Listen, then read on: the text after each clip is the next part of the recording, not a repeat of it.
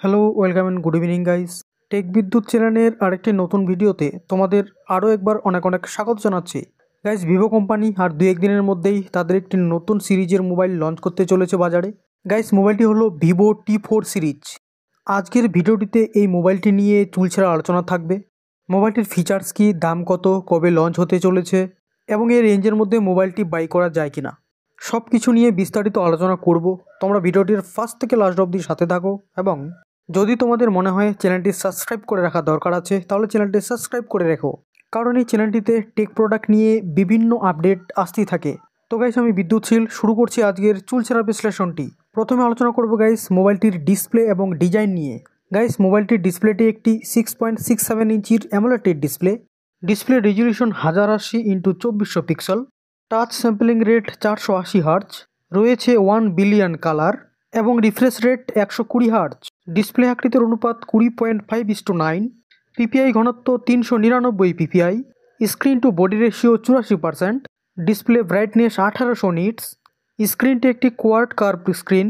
স্ক্রিনটিতে হালকা বেজেল রয়েছে এবং পাঞ্চ হোল ডিসপ্লে।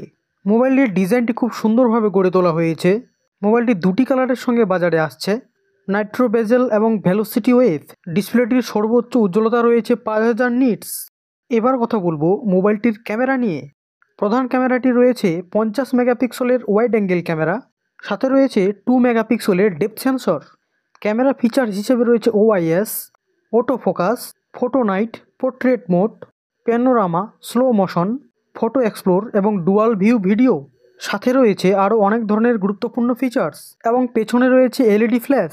পেছনের ক্যামেরা দিয়ে 30 পিএসএ 1080-তে ভিডিও রেকর্ডিং করা যাবে। সাথে সামনের ক্যামেরাতে রয়েছে 32 মেগাপিক্সেলের ওয়াইড অ্যাঙ্গেল ক্যামেরা। এটিও কিন্তু 30 পিএসএ 1080-তে ভিডিও রেকর্ডিং করা যাবে। এবার কথা বলবো মোবাইলটির টেকনোলজি নিয়ে।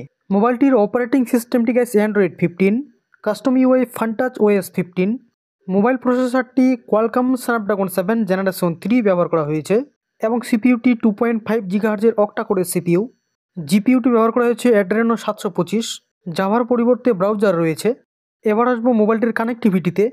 মোবাইলটিতে রয়েছে দুটি হাইব্রিড সিম স্লট, দুটি সিম কার্ডই ন্যানো সিম। দুটি সিম একসঙ্গে 5G ভোল্টেজ হিসেবে ব্যবহার করা যাবে। সাথে রয়েছে 3G এবং 4G কানেকশন। সাথে রয়েছে ওয়াইফাই, হটস্পট এবং রয়েছে ব্লুটুথ 5.3 কানেকশন। ইউএসবি রয়েছে টাইপ সি 2.0।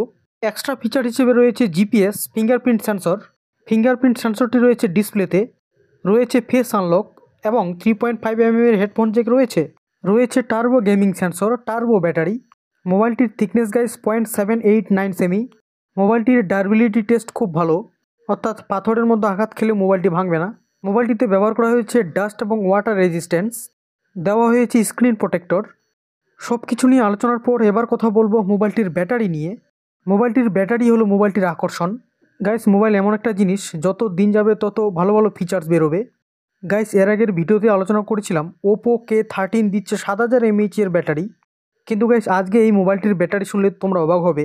কিন্তু গাইস এই ভিভো T4 মোবাইলটিতে ব্যাটারি দিয়েছে 7300 mAh এর high performance lithium polonium battery, যা আজ পর্যন্ত পর্যালোচনা করা সব থেকে হাই ব্যাটারি। সাথে রয়েছে গাইস 90 ওয়াটের ফাস্ট চার্জিং অ্যাডাপ্টার। এবার আসবো গাইস মোবাইলটির দাম কত হতে পারে। মনে করা হচ্ছে মোবাইলটির দাম গাইস ইন্ডিয়াতে 20 থেকে 22,000 টাকার মধ্যে থাকবে। বাংলাদেশে এই মোবাইলটির দাম 40,000 টাকার আশেপাশে থাকবে। এবার আসবো মূল আলোচনায়, এই দামে মোবাইলটি বাই করা যায় কিনা। মোবাইলটির ডিসপ্লে সাইজ, রেজলিউশন, পিপিআই ঘনত্ব, refresh rate, touch sampling rate সব কিছুই মোটামুটি ভালো। মোবাইলের ডিসপ্লেটি একটি কোয়াড কার্ভ স্ক্রিন। পেছনের ক্যামেরাতে 50+2 মেগাপিক্সেল ব্যবহার করেছে। এই রেঞ্জের মধ্যে আমার মনে হয় একটু কমতি রয়েছে মোবাইলটিতে। তাছাড়াও ভিডিও রেকর্ডিং মাত্র 1080-তে হবে, নয় 2K নয় 4K। ক্যামেরার ভিডিও রেকর্ডিংয়ে অনেক কম দিয়ে ফেলেছে। সামনের ক্যামেরাতে মোটামুটি ঠিকঠাকই আছে বলা যায়। প্রসেসরে কোয়ালকম 7 জেনারেশন 3 দিয়েছে, এই রেঞ্জের মধ্যে ঠিকঠাক আছে বলবো। র্যাম 8GB এবং ইনবিল্ট মেমোরি 128GB রয়েছে। ভার্চুয়াল র্যাম পরবর্তীতে 8GB পর্যন্ত বাড়ানো যাবে, এটি একটি ভালো দিক। সাথে এক্সট্রা মেমোরি কার্ড ব্যবহার করার জন্য স্লট দিয়েছে 1TB পর্যন্ত। যাই হোক, মোবাইলটিতে প্রসেসর হিসেবে এভারেজ বলবো, এভারেজ ব্যবহার করেছে প্রসেসর। সবথেকে বড় আকর্ষণ মোবাইলটির ব্যাটারি। মোবাইলটির ব্যাটারি 7300 mAh দিয়েছে। অবশ্যই গেমিংয়ের দিক থেকে এটি একটি হিউজ ব্যাটারি। অবশ্যই তোমরা যারা ডিসপ্লে, ব্যাটারি এবং গেমিংয়ের জন্য নিতে চাইছো, বাই করতে চাইছো, তোমরা ডেফিনেটলি মোবাইলটির দিকে যেতে পারো। বাদবাকি মোবাইলটির লঞ্চ এপ্রিলের 22 তারিখ বেলা 12টায় ফ্লিপকার্টে হতে চলেছে।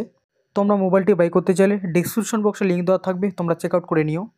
আজকে এ পর্যন্তই। আমার বিশ্লেষণটি কেমন লাগলো তোমরা কমেন্টে জানাবে। ভিডিওটি ভালো লাগলে একটি লাইক করো এবং যেসব বন্ধুরা নতুন মোবাইল বাই করতে চাইছে তাদের কাছে অবশ্যই শেয়ার করো ভিডিওটি। দেখা হচ্ছে এর পরের কোনো টেক ভিডিওতে চুলছেড়া আলোচনায়। ততক্ষণে tata, bye bye, take care, জয় হিন্দ এবং ভারত মাতা কি জয়।